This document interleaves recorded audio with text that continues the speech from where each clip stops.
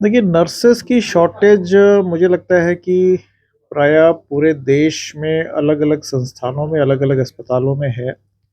उसका प्रमुख कारण ये है कि जो हम लोगों की प्लानिंग रही है, वो डॉक्टर्स के ऊपर केंद्रित रही है। तो किसी भी हॉस्पिटल में अगर आप जाएँगे, तो आप देखेंगे कि जो पिरामिड होता है, वो टॉप हेवी पिरामिड होता है, यानी कि डॉक्टर्स की संख्या ज़्यादा होती है और पैरामेडिकल स्टाफ की कम होती है।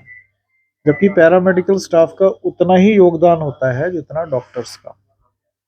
तो इसके चलते नंबर ऑफ नर्सिंग ग्रेजुएट्स जो हमारे अभी निकल रहे हैं, वो अपेक्षाकृत उतने नहीं हैं जितने की रिक्वायरमेंट है। और इसीलिए प्राइवेट सेक्टर में भी जो हॉस्पिटल्स होते हैं, वो उनको लुभाने की कोशिश करते हैं और उनकी सैलरीज़ इम्प्रूव करने की कोशिश करते हैं, ख़ास तौर पे जो ट्रेन्ड नर्सेज़ होती हैं।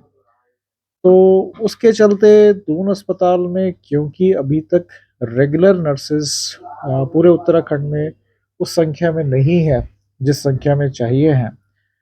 तो रेगुलर नर्सेस ना होने के कारण संविदा पे काफ़ी सारी नर्सेस रखी जाती हैं, क्योंकि एक सीमित अवधि के लिए रखी जाती हैं।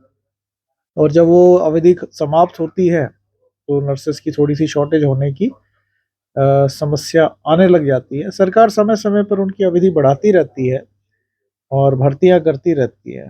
लेकिन ये एक तरह का कंटीन्यूअस प्रॉब्लम है और इसका जो पक्का इलाज तो यही है कि भई रेगुलर पोस्ट ज़्यादा निकाली जाएँ।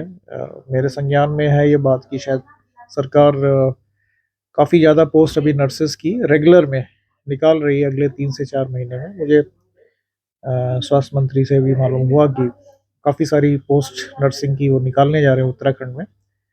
तो जब तक ये नहीं होता है, तब तक कुछ हद तक ये समस्या बनी रहेगी।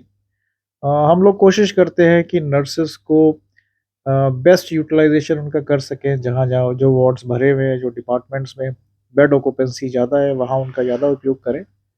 लेकिन आपकी बात वाजिब है कि नर्सेस की कुछ हद तक तो शॉर्टेज है।